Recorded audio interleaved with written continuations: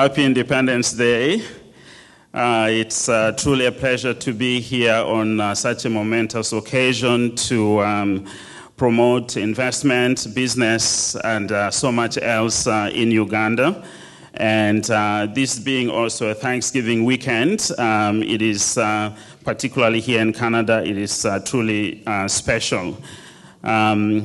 Excellencies, distinguished guests, ladies and gentlemen, I would like to, in particular, recognize Her Excellency Joy Ruth Acheng, the High Commissioner of Uganda here in Canada, and Ambassador Margaret Yogire, who is the Deputy High Commissioner here in Canada.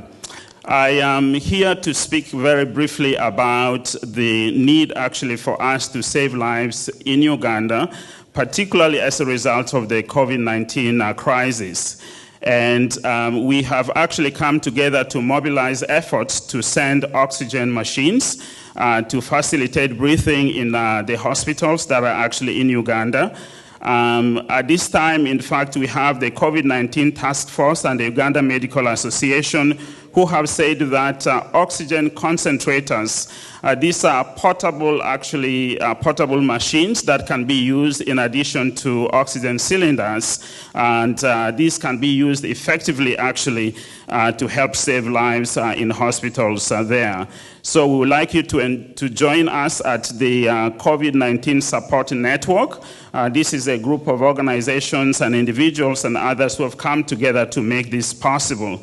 We have already actually raised an equivalent of about 86 million shillings, if you convert, this. And in fact, just yesterday, some of this money was actually sent to the company that is actually supplying these oxygen machines. And very soon we will actually be shipping this equipment that will be going actually to hospitals across the country. And it is incredibly significant that we as members of the diaspora and friends of Uganda actually to come together to do what needs to be done in order to make a difference. But we are not stopping there in terms of just mobilizing efforts to send this equipment. We have also had the privilege and the honor of writing to the Prime Minister of Canada, Justin Trudeau, and we got a beautiful response to say that the government of Canada would actually be doing something, to ensure that PPEs and vaccines are actually made available to Uganda as well. And I've had the opportunity actually to speak to the Ugandan ambassador to the United States as well. And we are encouraging actually the government of the United States to do something, particularly with the interest of President Joe Biden, to reach out to the developing world to ensure that the appropriate vaccines and supplies are actually made available.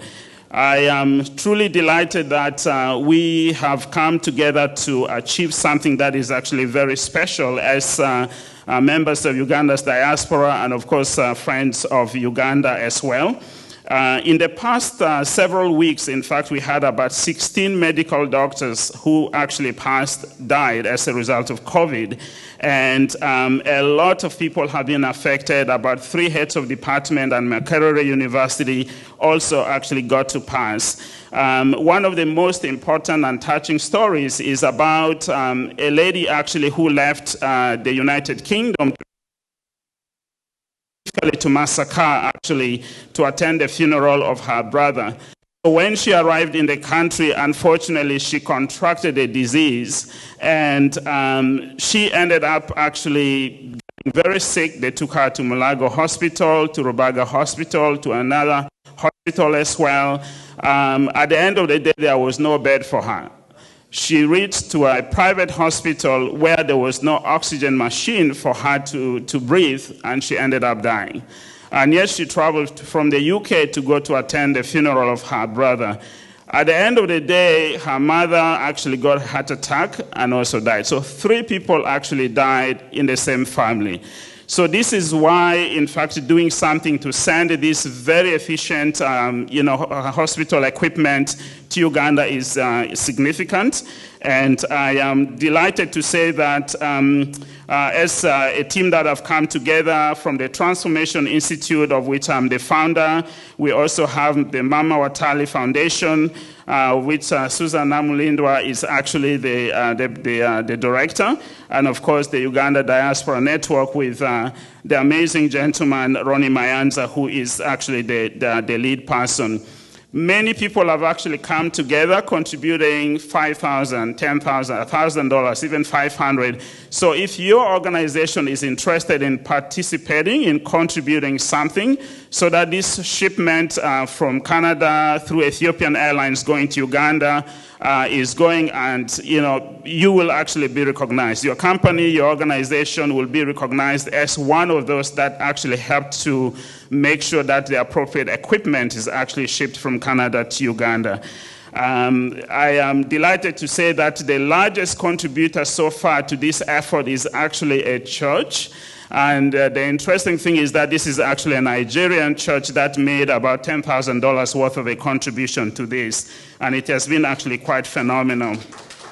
And lastly, I just want to recognize Dr. Daniel Chabayinze, who is a member of the Uganda COVID-19 Task Force, Dr. Joseph Okware, who is a director at the Ministry of Health of Uganda, Dr. Don Kilby, a Canadian physician, Dr. Ben Thompson, also a Canadian doctor, and Dr. Ivan Edwards, who is a medical doctor, but of course also he is a member of the United States Air Force as a medic who works there. So I thank you so very much. If you need more information, you can talk to myself or to Susan. And you can also look out for information about the Afro Global Television channel and some of our initiatives. We are willing and ready to support Ugandan businesses, to push tourism and so on through the power of the media.